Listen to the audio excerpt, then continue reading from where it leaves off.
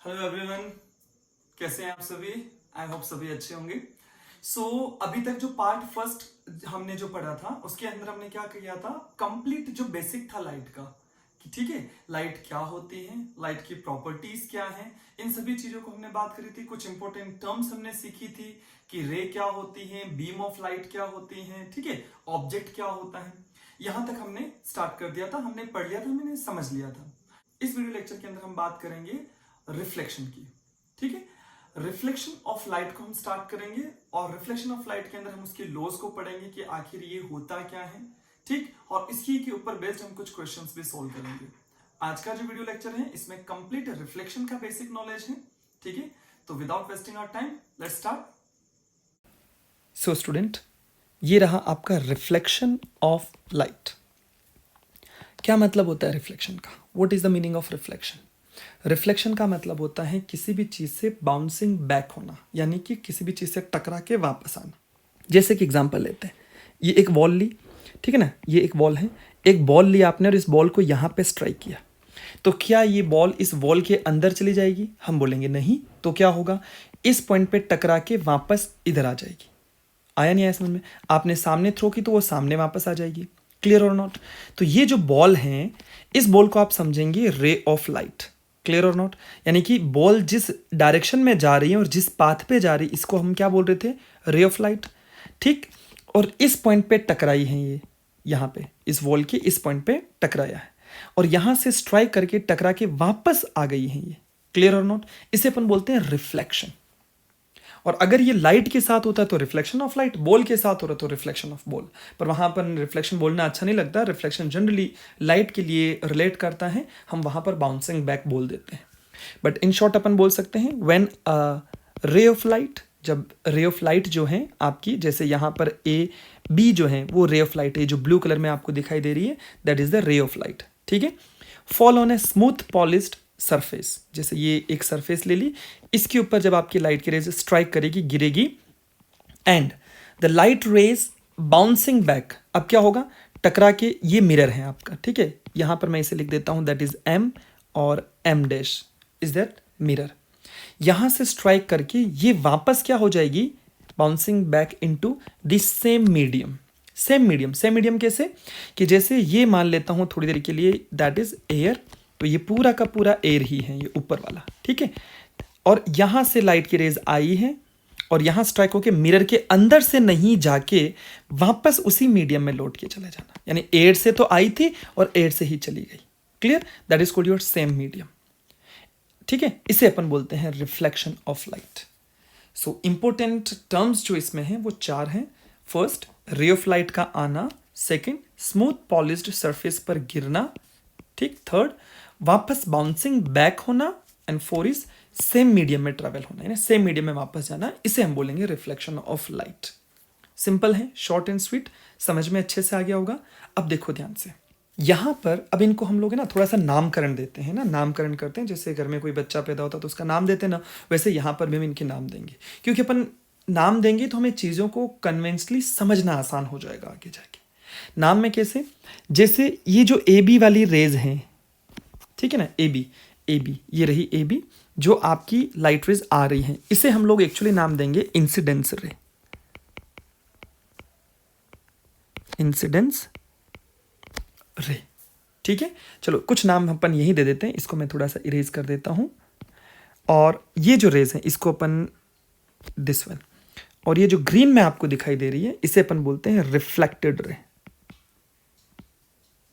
Reflected ray, कोई दिक्कत नहीं है, ठीक है। यहां से जो लाइट आती है दैट इज इंसिडेंस रे, और जो लाइट यहां से स्ट्राइक करके जा रही है that is your reflected ray, कोई प्रॉब्लम नहीं है। अब देखो हम क्या करेंगे, एक पॉइंट यहां पर देखो, इस मिरर पर एक पॉइंट है यहां पे, ठीक है, जहां पर ये लाइट की रेज आई, ये वाली लाइट है ना, इंसिडेंस रे आई, स्ट्राइक करके वापस जाती है। मान लो ये इंसिडेंस रे यहां नहीं, यहां आती तो कोई बात नहीं है, ये वाला पॉइंट हो जाता बी। यहां आती तो ये, मान लो ऐसी बहुत सारी रेज आती सर तो क्या होता, अरे कोई बात नहीं, ये लो, इतनी ले लो, यहां से स्ट्राइक करके फिर चली जाएगी। तो जैसे मैंने बी नाम दिया, इसको बी डैश दे दो, इसको बी डबल डैश दे दो, तो ये बी डैश भी वही काम करेगा जो बी करेगा, और बी वही करेगा जो बी डबल डैश करेगा। तो ये जो पॉइंट होगा ना, इस पॉइंट का एक नाम होगा, this is called your point of incidence, point of incidence. ठीक है, इस पॉइंट बी का नाम हमने क्या रखा, पॉइंट ऑफ इंसिडेंस। यहां तक क्लियर हो गया आपका। अब देखते हैं आगे। अब आपको है ना एक डॉटेड लाइन दिखाई दे रही होगी यहाँ पे। ये डॉटेड लाइन कहाँ बनाते हैं, जब भी आपकी कोई इंसिडेंस रे इस सरफेस पे स्ट्राइक करेगी, जहां भी स्ट्राइक करेगी, जहां भी स्ट्राइक करेगी अगेन, तो उस पर आपको क्या करना है, इस सरफेस के रेस्पेक्टिवली एक 90 डिग्री का एंगल बनाते हुए एक लाइन ड्रॉ करनी है। ये एक इमेजिनरी लाइन होती है बेटा, ठीक है ना, ये रियलिटी में एग्जिस्ट नहीं करती है। This is just a perpendicular line drawn at the point of incidence. जहां कहीं भी आपको पॉइंट ऑफ इंसिडेंस दिखाई दे, जहां कहीं भी, ठीक है ना, और जितने भी हो उससे कोई फर्क नहीं पड़ता। मान लेता हूं थोड़ी देर के लिए रफली, ये आपकी मिरर हो गया, मान लो ये मिरर ले लिया जाए, एक रे आई ऐसे, एक रे आई ऐसे, एक रे आई ऐसे, तो ये पॉइंट ऑफ इंसिडेंस हो गया। यहां पर भी ये पॉइंट ऑफ इंसिडेंस, यहां पर भी ये पॉइंट। तो अब यहां पर एक नॉर्मल ऐसे ड्रॉ करो, यहां पर एक नॉर्मल ऐसे ड्रॉ करो, यहां पर एक नहीं, एक मिरर में आपके बहुत सारे नॉर्मल्स हो सकते हैं। ठीक है, तो यहां पर ये जो लाइन है, इसे अपन, ये जो परपेंडिकुलर लाइन है, इसको हम एक नाम देते हैं, that is normal line, normal. ठीक है, N N dash, N N dash is your normal. Normal line क्या है, ये पॉइंट ऑफ इंसिडेंस से परपेंडिकुलर लाइन होती है, that is called your normal line. ठीक है, कंफ्यूज बिल्कुल नहीं होना है। आने वाली रेज इंसिडेंस, जाने वाली रिफ्लेक्टेड, और इन दोनों के जहां पर भी ये इंटरसेक्ट करती है, इस पॉइंट को अपन बोलते हैं पॉइंट ऑफ इंसिडेंस। और यहां से ये एक नॉर्मल लाइन ड्रॉ करते हैं, यानी कि एक परपेंडिकुलर लाइन ड्रॉ करते हैं, इसे अपन बोलते हैं नॉर्मल लाइन। ठीक, अब देखो, अब यहां पर नॉर्मल के साथ में एक एंगल बनता है बेटा, ठीक है ना, ये देखो ध्यान से सुनना, नॉर्मल लाइन के साथ में एक एंगल बनता है, किसका, इंसिडेंस रे का। The angle between the normal and incidence रे is called your angle of incidence, that is I. यहां पर मैं आई लिख रहा हूं, angle of incidence, done or not, angle of incidence, यानी कि जो आपकी इंसिडेंस रे हैं वो किस एंगल पर गिरती हैं। लेकिन ये एंगल चेक कहां से करना है, नॉर्मल से चेक करना है। इस चीज को याद रखना, बच्चे बहुत कंफ्यूज होते हैं, वो क्या करते हैं, मिरर से ले लेते हैं, नहीं, गलत है वो।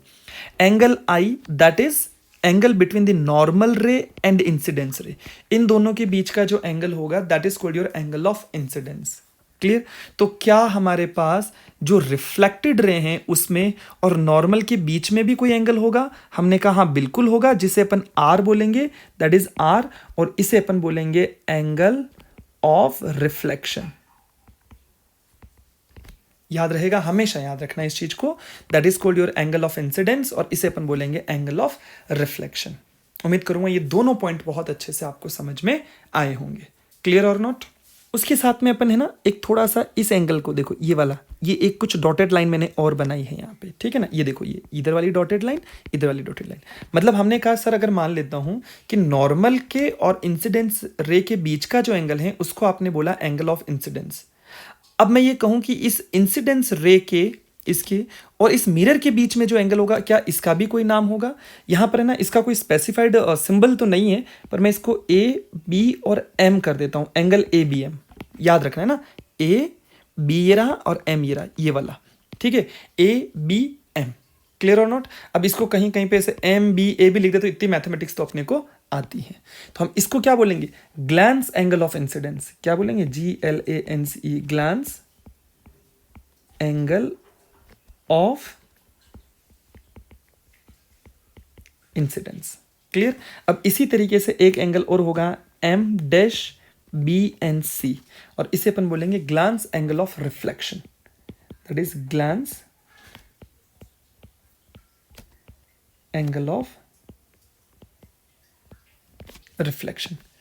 आई थिंक ये सारे पॉइंट क्लियर हो गए होंगे। एक बार फिर से क्विक रिवीजन ले लो आप चाहो तो, कि ए बी जो लाइन है इसको अपन इंसिडेंस रे, टकरा के जाने वाली यानी बाउंसिंग बैक होने वाली रे को हम रिफ्लेक्टेड रे बोलते हैं, और ये जो परपेंडिकुलर लाइन ड्रॉ करते हैं मिरर के बीच में, मिरर और पॉइंट ऑफ इंसिडेंस से एक परपेंडिकुलर लाइन ड्रॉ करते हैं, that is called your normal रे।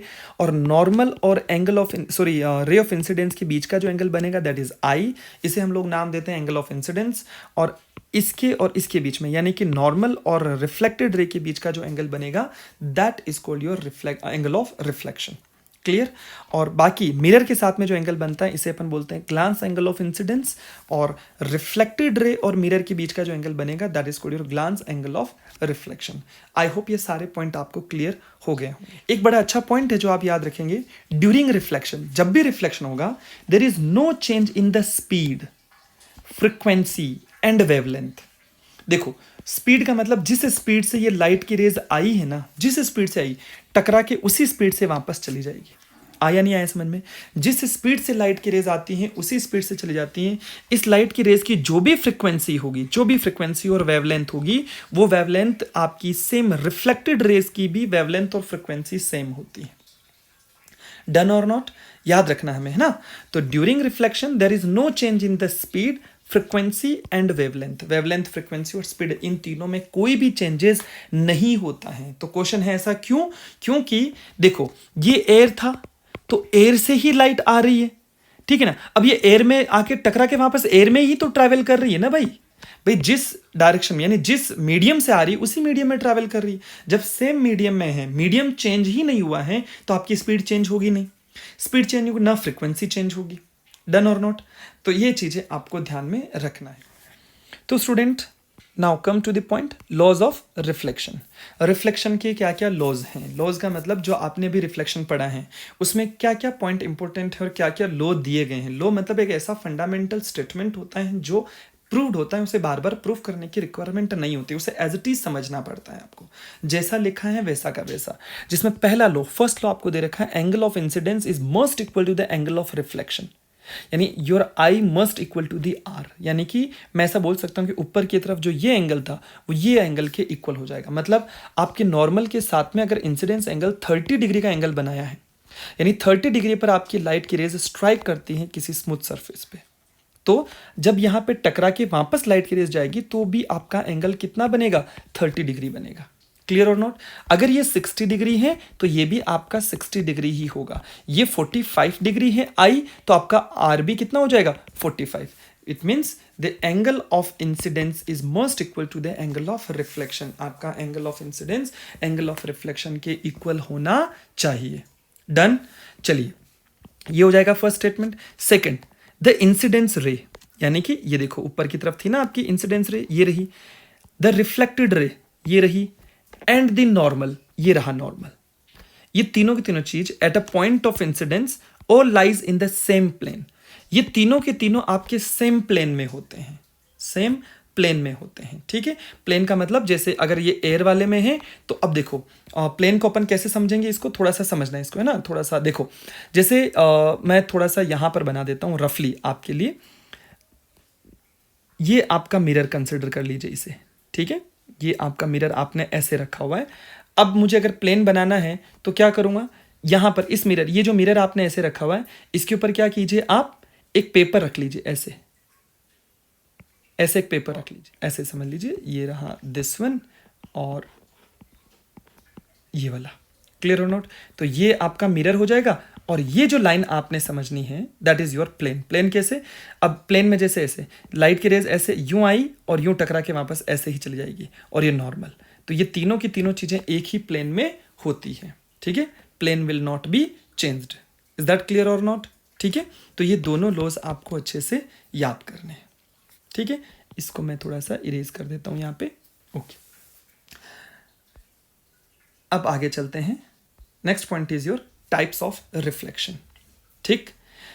रिफ्लेक्शन कितने टाइप्स के होते हैं? तो majorly we have a two type of reflection, two type of reflection.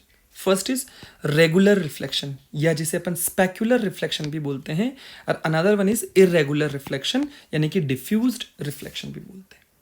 Done or not? अच्छा एक चीज और, जो अभी आपने लॉज पढ़े हैं, I is equals to R हो गया, या ये तीनों के तीनों सेम प्लेन में होते हैं, ये सभी के सभी लॉज हर एक कंडीशन पे वैलिड है, हर एक सिचुएशन पे वैलिड है। वो कैसा भी रिफ्लेक्शन हो फर्क नहीं पड़ता, सभी पे वैलिड है। डन? अब देखो रेगुलर रिफ्लेक्शन और इरेगुलर, डेफिनेशन तो आपको यहां मिल जाएगी, कोई दिक्कत नहीं, समझ लीजिए आप कि ये मेजरली है क्या। रेगुलर या स्मूथ सरफेस के ऊपर जो होता है, और इरेगुलर आपका रफ सरफेस पे होता है। अब दोनों में क्या फर्क है देखो, यानी इंसिडेंस रे और रिफ्लेक्टेड रे, ये दोनों की दोनों ही क्या होनी चाहिए? पैरेलल रेज होनी चाहिए तो उसे हम बोलेंगे रेगुलर रिफ्लेक्शन, स्पेक्युलर रिफ्लेक्शन। ठीक है, इसका एक नाम अपन स्मूथ रिफ्लेक्शन भी बोल देते हैं, कोई दिक्कत नहीं है। तो अब यहां डेफिनेशन देख लीजिए, if a parallel beam of light is incidence, देखो पैरेलल बीम आ रही ना, ये वाली देखो ब्लू कलर में पैरेलल आ रही थी, और यहां से रेड जो जा रही है वो भी आपकी क्या हो रही है, पैरेलल। जैसे ये देखो, ये पैरेलल आ रही है, पैरेलल जा रही है, ठीक। और ये बाकी आपका नॉर्मल, छोटा छोटा सा मैंने नॉर्मल बनाया। तो parallel beam of light is incidence on a smooth plane mirror, the reflected beam is also parallel, तो हम उसे क्या बोलेंगे, रेगुलर रिफ्लेक्शन। बट अगर ऐसा नहीं हो कि भाई आने वाली तो पैरेलल हैं लेकिन जाने वाली देखो, ये किसी एंगल ऐसे जा रही है, ये ऐसे जा रही है, ये ऐसे जा रही है, तो हम इसे बोलेंगे इर्रेगुलर रिफ्लेक्शन या डिफ्यूज्ड रिफ्लेक्शन। लेकिन तब भी ध्यान रखना, जैसे ये ऐसे चली गई तो ये नॉर्मल बनेगा। अगर यहां पर जैसे मान लो 10 डिग्री का एंगल बना तो ये भी 10 बनेगा, ठीक है। अब मान लो जैसे ये वाली है तो ये, अब ये वाली ऐसे टेढ़ी चली गई और ये मान लो ऐसे जा रही है, तो ये दोनों ही अलग अलग डायरेक्शन में जा रही है, उससे फर्क नहीं पड़ता, ठीक है ना। I is equal to are यहां पर भी वैलिड होगा और I is equal to are यहां पर भी वैलिड होगा। Done or not. तो ये दो टाइप के आपके रिफ्लेक्शन हो गए। तो ये था आपका लॉ ऑफ रिफ्लेक्शन के बारे में, रिफ्लेक्शन के बारे में एंड टाइप्स ऑफ रिफ्लेक्शन। अब हमें क्या पढ़ना है इसके बाद में, हमने प्रीवियस लेक्चर फर्स्ट में हमने पढ़ा था कि कुछ टर्म्स देखी थी, जिसमें हमने एक टर्म पढ़ी थी ऑब्जेक्ट। ऑब्जेक्ट क्या होता था, जिसका फिजिकल एग्जिस्टेंस होता था। क्या होता था, जिसका फिजिकल एग्जिस्टेंस होता था। अब यहां पे हमें पढ़ना है दैट इज इमेज। इमेज क्या है, जैसे हमने ऑब्जेक्ट पढ़ा था, ठीक है ना, तो इस ऑब्जेक्ट का क्या होता है बेटा, फिजिकल एग्जिस्टेंस होता है। फिजिकली वो अपीयर होता है, दिखता है, वो है, ठीक है ना। जिसे आप छू सकते हैं एक तरीके से, आपके पास मोबाइल फोन है तो आप उस मोबाइल को फील कर सकते हैं, टच कर सकते हैं, ठीक है ना। लेकिन उस मोबाइल के फोन से, मान लो जैसे आपके सामने आपका कोई भी फ्रेंड है, ठीक है, आपने अपना मोबाइल लीजिए और आप दो काम कीजिए। एक, पहला, आपके सामने आपका फ्रेंड है, खींच के एक थप्पड़ मारिए, तो क्या आप उसे फिजिकली टच कर सकते हैं, यानी आपके फ्रेंड का फिजिकली एग्जिस्टेंस है, तो हम बोलेंगे आपका फ्रेंड जो होगा वो हमारे लिए फिजिक्स में यहां पर क्या हो जाएगा, as an object. Done or not. लेकिन अब मैं एक मोबाइल फोन लेके उसकी एक इमेज खींच लूं, ठीक है ना, एक फोटो ले लिया आपने, जिसको ना फोटो ले रहा हूँ, सेल्फी ले रहा हूँ, तो उस फोटो खींचने के बाद उस फोटो में थप्पड़ मारनी है अपने फ्रेंड को, तो क्या आपके फ्रेंड को जाके लगेगी क्या, बोले नहीं। तो वो जो फोटोज होगी that will be your image. दोनों में डिफरेंस समझ में आ गया। ये इमेज बनती कैसे है, ये इमेज बनती है आफ्टर रिफ्लेक्शन और रिफ्रैक्शन। अगर कहीं पर भी लाइट का रिफ्लेक्शन होगा या फिर रिफ्रैक्शन होगा तो वहां पर आपकी इमेजेस बनती हैं, ठीक है। तो जो भी ऑब्जेक्ट होगा, जैसे जो भी कोई ऑब्जेक्ट है, उस ऑब्जेक्ट से लाइट की रेज आके रिफ्लेक्ट होके, अब जैसे आपने मोबाइल लिया था तो उस मोबाइल में जाएगी लाइट की रेज और यहां पर आपकी इमेज बन जाएगी। Clear or not. जैसे मिरर ले लो, आप एक मिरर ले लो, तो आप उसके सामने खड़े हो तो आप फिजिकली प्रेजेंट हो, दैट इज योर ऑब्जेक्ट, ये आपका ऑब्जेक्ट हो गया। लेकिन मिरर में जो आपको दिखाई दे रहा है, आप ही दिखाई दे रहे हो, लेकिन वो आपकी इमेज हो जाएगी, ठीक है ना। ये फिजिकली नहीं अवेलेबल है, लेकिन हाँ इसके अंदर की तरफ अपीयर हो रही है, दिख रही है आपको ऐसा, ठीक है। तो इसको अपन क्या बोलेंगे, इमेज बोलेंगे। क्लियर। अब ये जो इमेज है, ये डेफिनेशन आप देख सकते हैं यहाँ पे। इमेज जो है वो दो टाइप की होती है, first one is real image and second one is virtual image. इन दोनों पे बहुत ध्यान देना, क्योंकि हमारे सबसे ज्यादा काम यही आते हैं बार बार। तो रियल इमेज क्या होती है, रियल का मतलब क्या होता है ना, कोई भी चीज रियलिटी में एग्जिस्ट करती हो। तो क्या इमेज भी सर रियल में होती है? हाँ, हम लोग इमेज को ही थोड़ा सा डिफाइन करते हैं। अभी तो मैंने बोला कि जैसे मोबाइल फोन में है वो इमेज, लेकिन अब यहां पर हम इसको थोड़ा सा समझेंगे कि what is the real image and what is virtual image. आया समझ में? अभी देखो, थोड़ा सा एक छोटा सा एग्जांपल दे रहा हूं आपको, उस एग्जांपल को दिमाग में रखना है, बाकी इस चीज को पढ़ना है। आपने जैसे मूवी थिएटर वगैरह में आपने देखा होगा, ठीक है ना। तो मूवी थिएटर वगैरह में जब मूवीज चलती हैं, तो जब मूवीज स्टार्ट नहीं होती तब आप सामने एक स्क्रीन दिखाई देखते हैं, सॉरी, एक स्क्रीन को आप देखते हैं, ठीक है ना, एक स्क्रीन दिखाई दी आपको। तो इस स्क्रीन के ऊपर अभी तक कुछ भी नहीं है। Clear or not. फिर जब मूवी स्टार्ट होती है तब क्या होगा, जैसे ये देखो आपको, तो यहां से पीछे की तरफ से एक बैक साइड में एक ऐसा लेंस प्रोजेक्टर जैसा होता है, वहां से लाइट जाती है और इस स्क्रीन पर गिरती है। समझ में आया? अच्छा, अगर इस स्क्रीन के आगे आप खड़े होगे तो कोई बात नहीं, वो लाइट आप पे गिरेगी, वो लाइट क्या हो जाएगी, आप पे गिरेगी। तो ये जो इमेजेस बनती हैं that is called your real images. इसको हम क्या बोलेंगे, रियल इमेजेस। रियल इमेज हमेशा तब बनती हैं, कब? It is formed when two और मोर देन टू, दो या दो से ज्यादा रिफ्लेक्टेड रेज जो होगी वो मीट करेगी, मिलेगी eight a point in front of the mirror. अगर ये थोड़ी बहुत कम समझ में आए ना तो कोई दिक्कत नहीं है, इमेज फॉर्मेशन के टाइम पे अच्छे से आएगी। पर अभी मैं रफली थोड़ा तो समझाना ही पड़ेगा।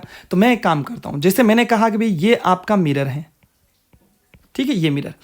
अब मान लो यहां पर ऑब्जेक्ट रखा हुआ है, यहां से लाइट की रेज ऐसे गई, मान लो गई, ठीक है, टकरा के वापस इधर आ गई, ठीक है ना, ऐसे वापस टकरा के इधर आ गई, रिफ्लेक्ट होके आ गया। सुनना, ध्यान से सुनना अभी समझने के लिए। एक लाइट की रेज और जाएगी, यहां पे टकराई, वापस आ गई ऐसे। तो ये एक ऐसा पॉइंट होगा जो रिफ्लेक्शन के बाद में बना। देखो ये गई, रिफ्लेक्ट होके वापस आई, ये गई, रिफ्लेक्ट होके वापस आई, तो ये एक पॉइंट बना यहां पे। याद रखना, इमेजेस वगैरह जब भी बनानी होगी रिफ्लेक्शन और रिफ्रैक्शन के बाद में बनती हैं।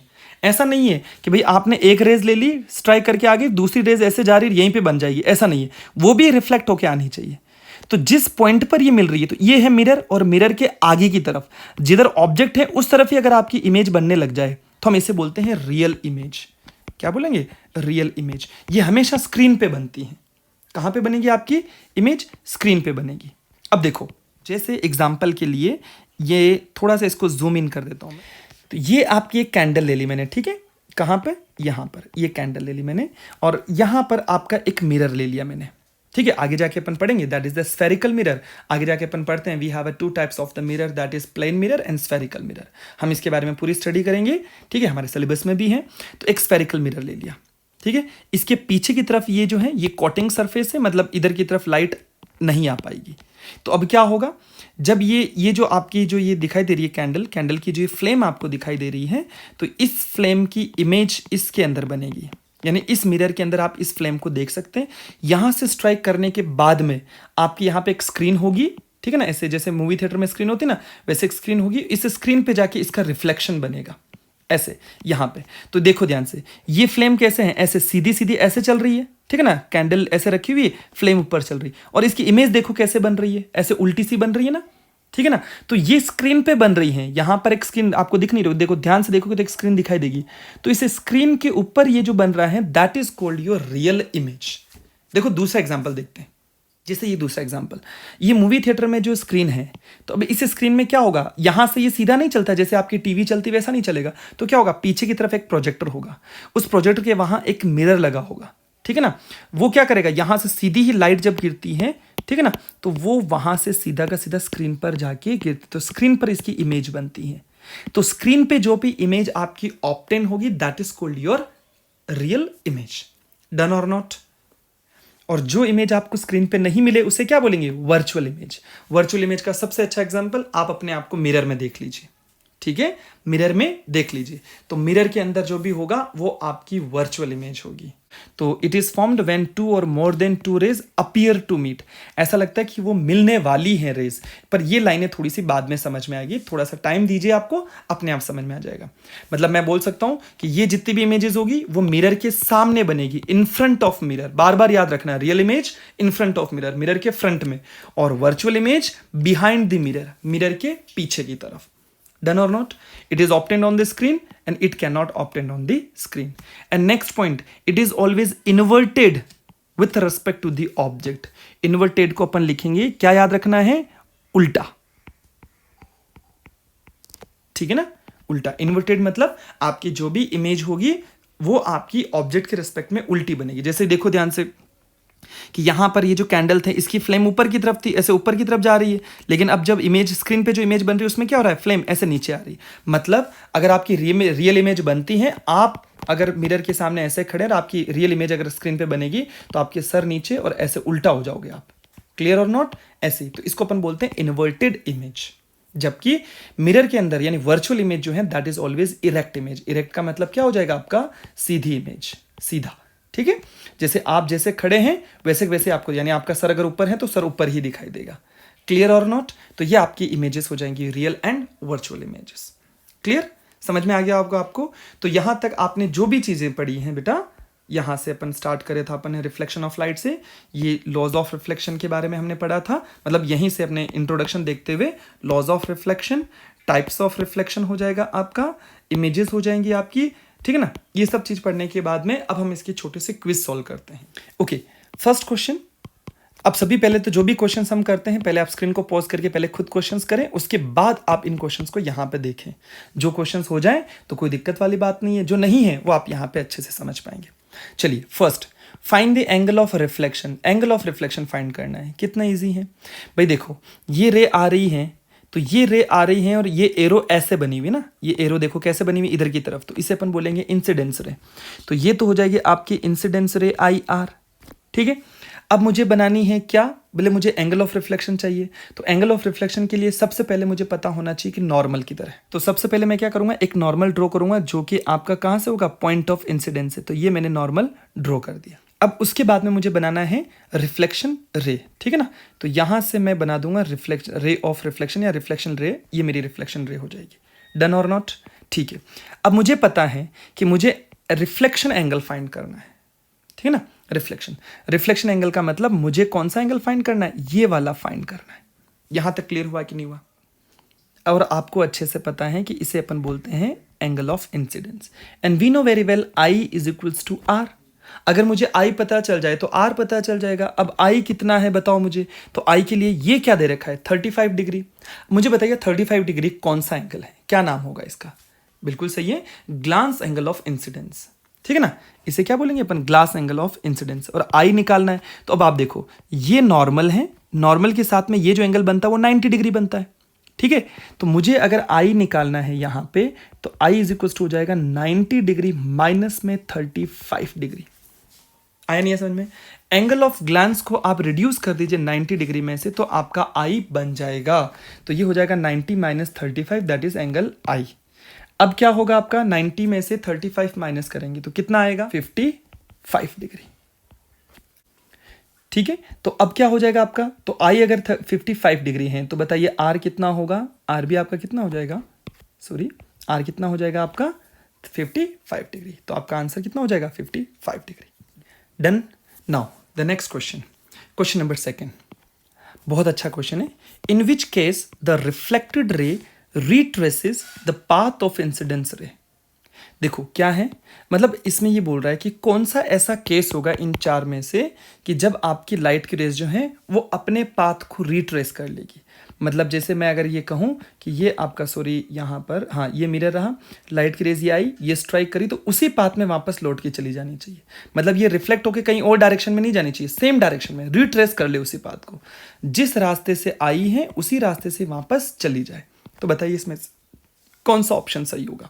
तो मैं अगर ये मिरर बना दूं, ये रहा मिरर, ये नॉर्मल ड्रॉ कर दें अपन इसको। अब मुझे लेना है एंगल ऑफ मुझे बताना है कि आपका रिट्रेस कब होगा। तो अब देखो ध्यान से, पहला when angle of reflection is 90 degree.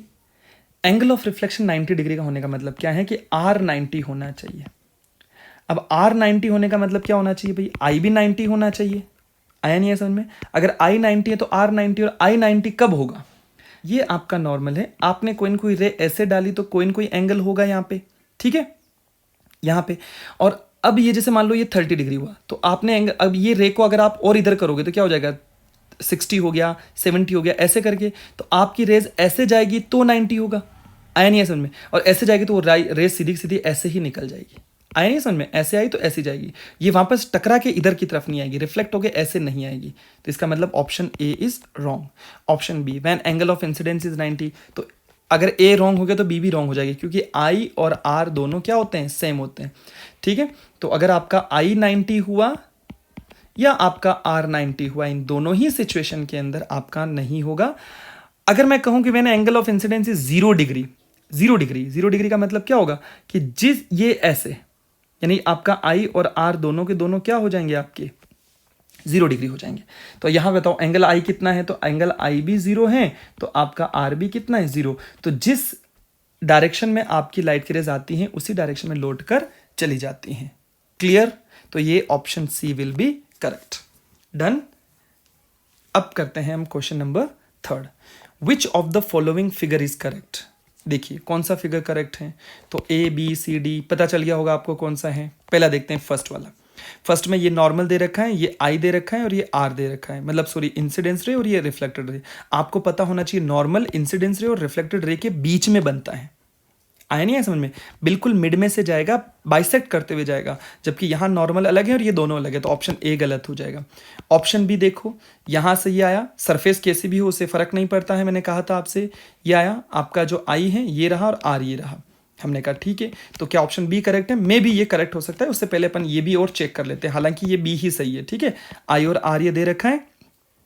अब देखते हैं ऑप्शन नंबर सी में, तो ये आया है ऐसे और यहाँ स्ट्राइक करके ऐसे जा रहा है, हमने कहा ठीक है।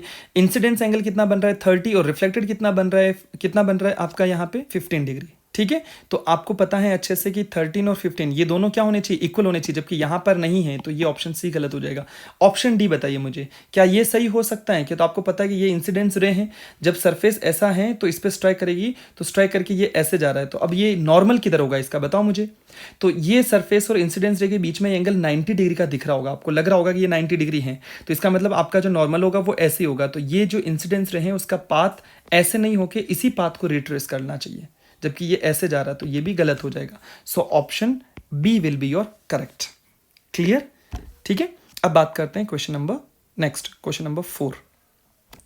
क्वेश्चन नंबर 4 में बोल रहा है कि find the glance angle of reflection. आपसे पूछा है ग्लांस एंगल ऑफ रिफ्लेक्शन, बोल रहा है ये when angle of incidence is 72 degree, यानी कि आई इज इक्वल्स टू 72 डिग्री। चलिए अब एक मिरर बनाते हैं। तो देखो बच्चा, अब यहां पर आपको ये दे रखा है 72 डिग्री। क्लियर? आपको पूछा find the glance angle of reflection, मतलब आपको ये पूछा है, मान लेता हूं ये थीटा एंगल है, ठीक है, ये आपसे पूछा है। अब तो निकाल लोगे आराम से भाई, अगर ये 72 डिग्री है तो ये भी कितना हो जाएगा 72 डिग्री, ठीक। और ये 72 डिग्री ये हो जाएगा 72 डिग्री, यानी कि आर जो है वो भी कितना हो जाएगा 72 डिग्री। अब आपको पता है कि angle R plus angle theta is equal to कितना होना चाहिए 90 डिग्री। तो थीटा आपको निकालना है, तो 90 degree minus 72 degree that is 18 degree will be your answer. Clear? That is the question number 4 finished.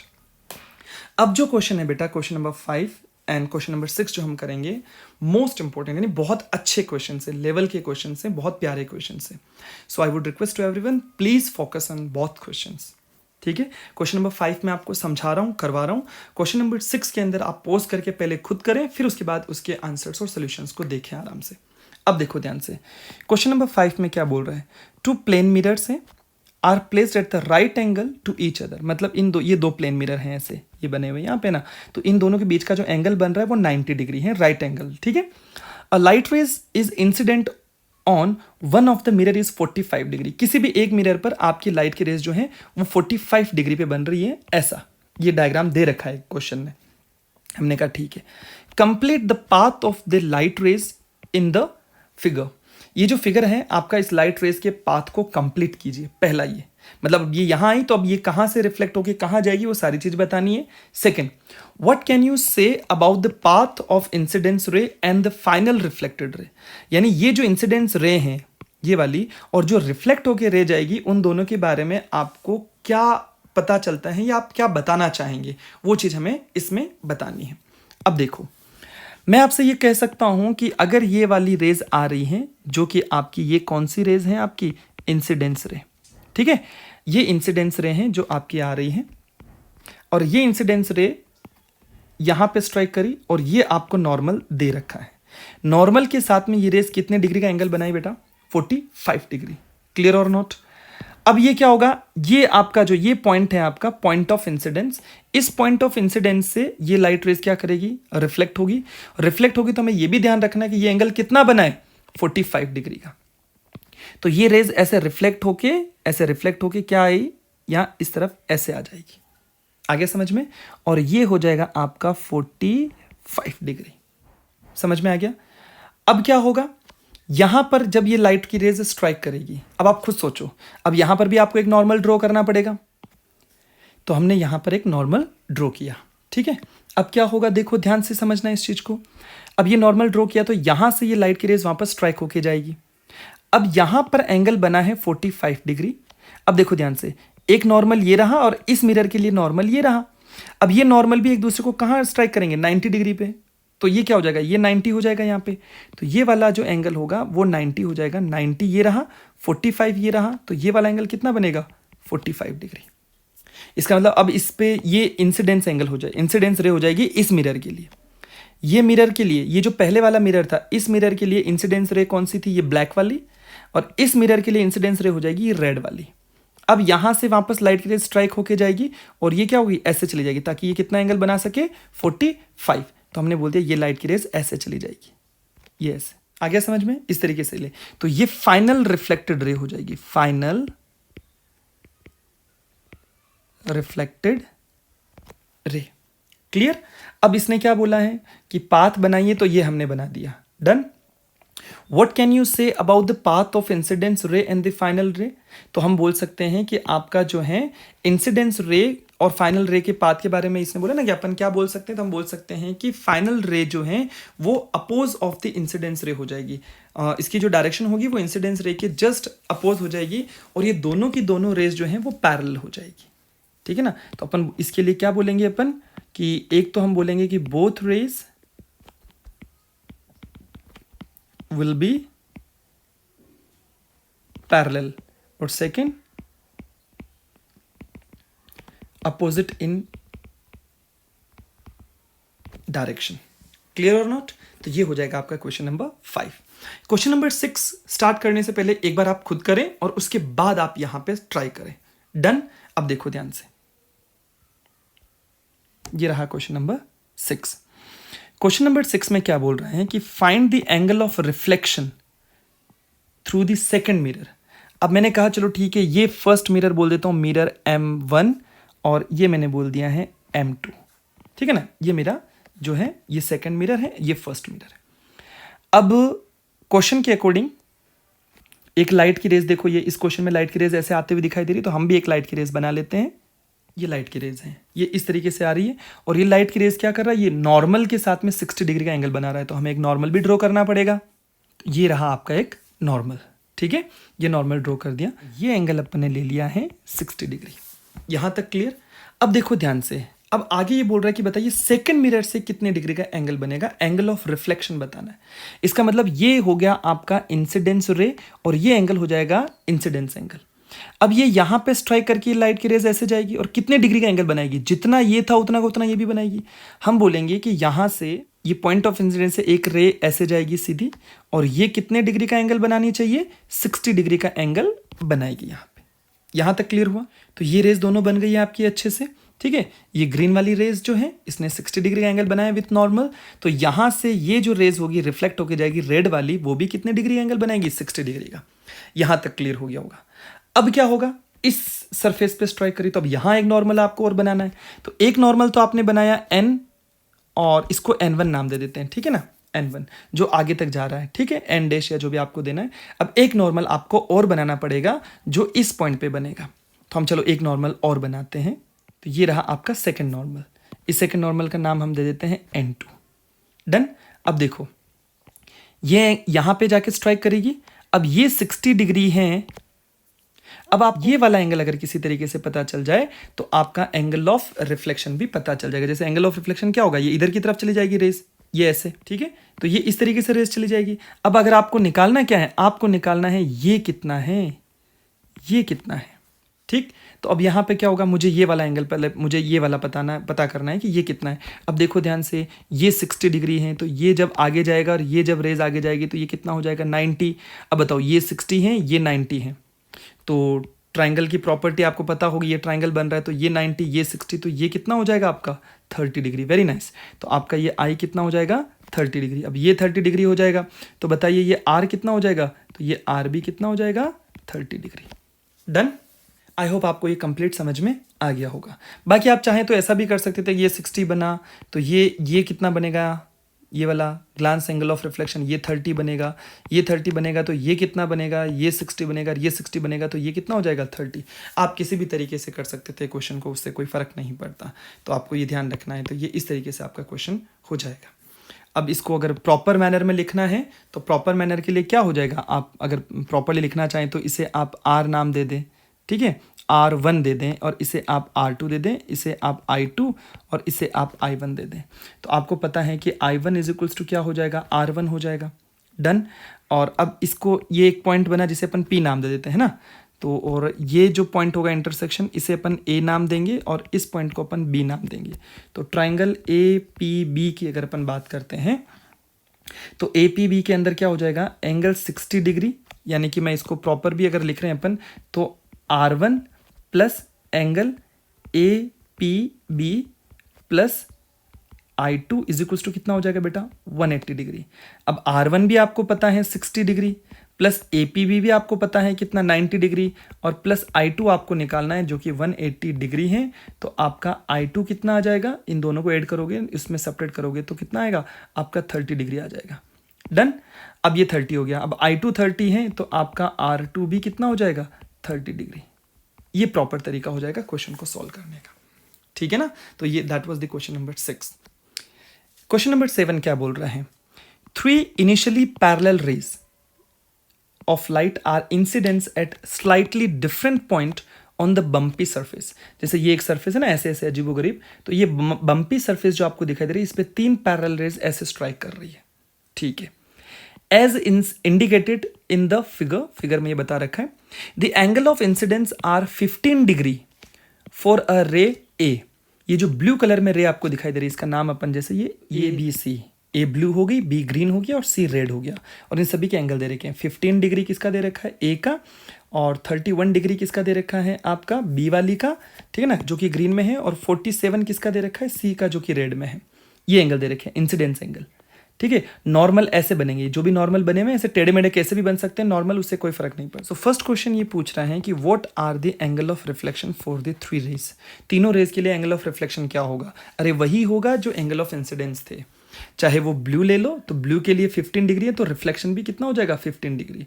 अगर आपने ग्रीन लिया तो ये 31 डिग्री, तो एंगल ऑफ रिफ्लेक्शन भी कितना हो जाएगा, 31।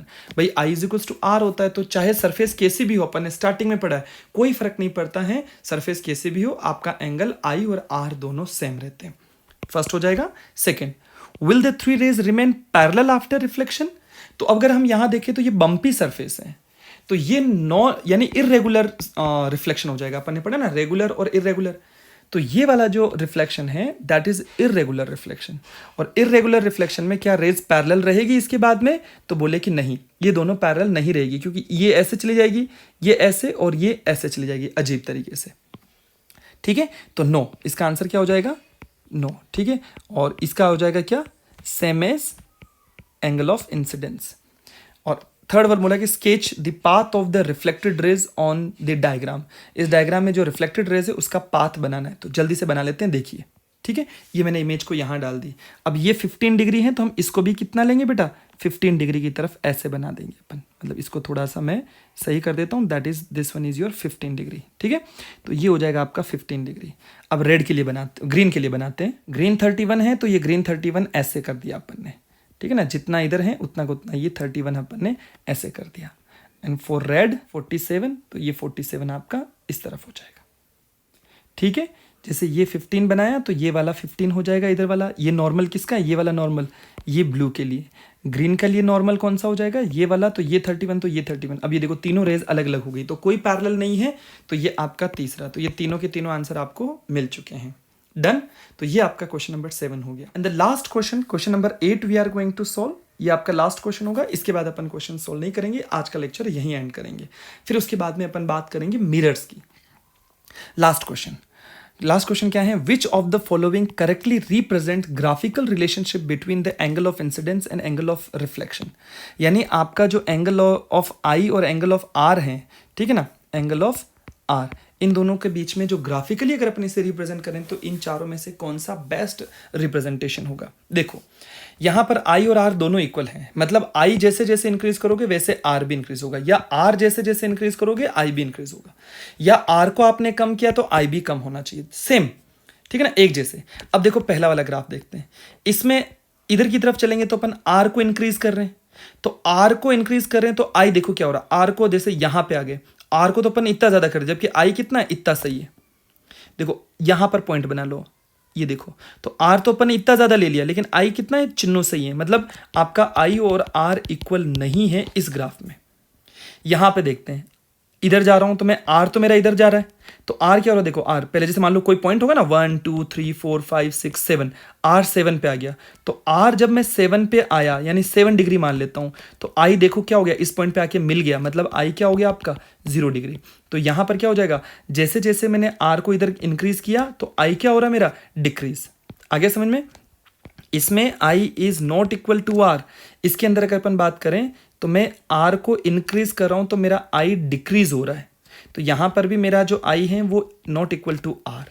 इसके अंदर भी अगर अपन देखें तो इसमें भी सेम वही चीज है, देखो आर को इंक्रीज करके यहां तक चले गए, ठीक है ना, आर जैसे यहां तक आया तो आई देखो एकदम से टपा करके आई इतना ज्यादा हो गया, आर यहां तक आया तो इतनी सी देर में आई इतना हो गया, आर तो इतना ही आया मैं इतना सा, लेकिन आई इतना ज्यादा आ गया।